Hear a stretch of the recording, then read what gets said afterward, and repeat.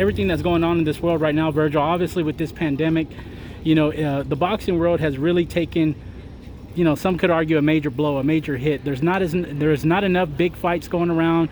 People are a lot of promoters are, having to cut a lot of the monies out, things as such. But with your son, he was one of the main, or rather one of the only fighters, in my opinion, that's actually took advantage of his opportunity when it came to, fighting during this pandemic, but also, getting the recognition, brother, getting the buzz that he deserves.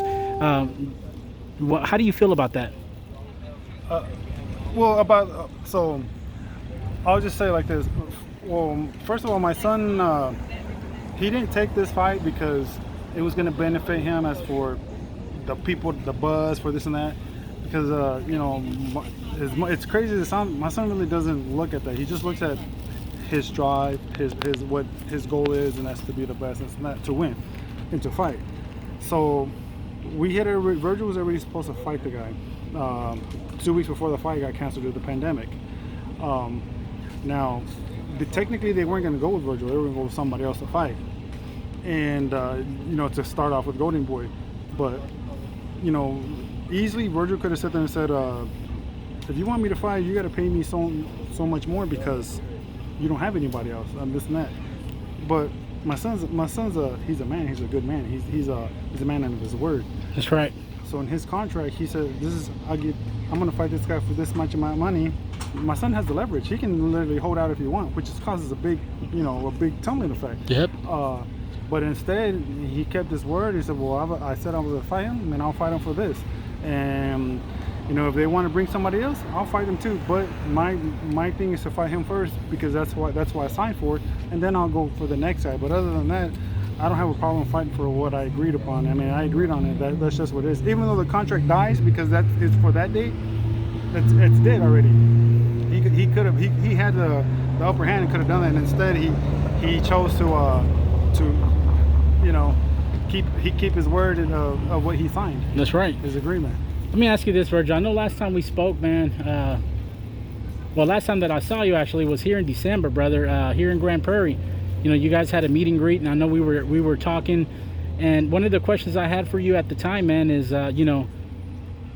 we mentioned that your son, it isn't your son's fault that he is as good as he is and as young as he is. Mm-hmm. And, obviously everybody wants to see him fight, these world champions or former world champions or whatever the case may be. And you mentioned that you feel that your son could beat right now at least half of them and that he's working his way up.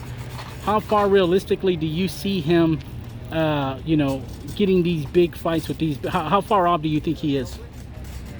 To getting the fights or being ready for the fights? If you're talking about being ready for the fights, he's ready now. If you're talking about getting these fights, it depends when these guys feel like it's worth the risk for them. I'm not saying they're scared. I'll never say these guys are scared because these guys are not scared. Anybody that says that someone's scared of somebody, this and that, they're flat out lie.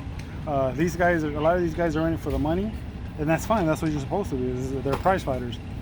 But I think realistically, I think Vergil would never get a crack at Earl right now because for me, this is how I feel.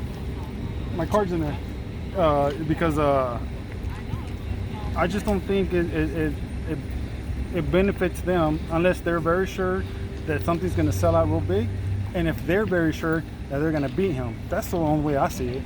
And that's not talking shit. That's just me. Like that's just how I feel.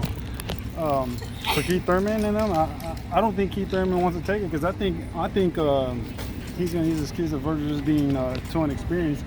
Even though Vergil's a lot more experienced than what people think. It shows. It shows he is. Is he young? Yeah. Is he still unexperienced on certain parts? Yeah. But is he way above his age? He definitely is. I mean, and people don't see it because he doesn't get a chance to put it out there. There's a big difference because he takes everybody out. Like he does his job.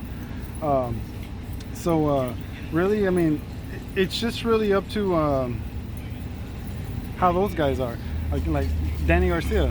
You can see his dad already doing posts responding to Vergil. That's right. A dad. A dad. That just shows how worried you are. I mean, the kid might not be scared, but the dad's worried. I'll tell you that. Yeah. And that just shows that instead of sitting there doing a video like that, if you're so sure about it, take the fight. You know why? It's free money. You beat a young kid, that's real easy. Hey, he was undefeated, still looks good on your record, and he's still and go look, he's a top 5. He's a top 10, easily. He's a top 10. I think in the WBC he's ranked 6 right now, or 5. That's right. In the WBO, I think he's ranked number 2. So don't tell me don't tell me it's not beneficial to your ranking.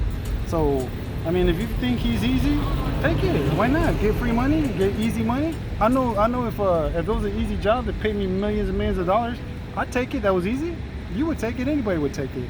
You can use it as an excuse.